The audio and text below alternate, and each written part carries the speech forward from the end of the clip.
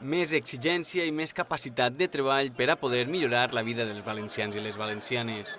Així és com ha definit el molt honorable president Ximo Puig el treball que el govern valencià portarà a terme el pròxim semestre, al Seminari de Govern de l'hivern 2016, que ha tingut lloc a la ciutat de Morella durant els dies 8, 9 i 10 de gener. El cap del Consell ha obert les muralles medievals de la seva ciutat natal per a reunir a tot l'executiu del govern valencià, on han precisat les pròximes accions que regiran l'acció de govern, agrupades en 3 grans blocs: finançament, diàleg amb les institucions i agents socials i aprovació de pressupostos. Jornades en les que el treball, la convivència i la cohesió han estat, sense dubtes, un eix fonamental.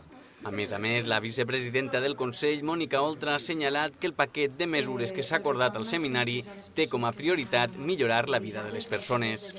En els 6 primers mesos del govern resultant del Pacte del Botànic, ens hem dedicat fonamentalment a atendre les emergències i les urgències de la desfeta que havia deixat l'antic govern del Partit Popular.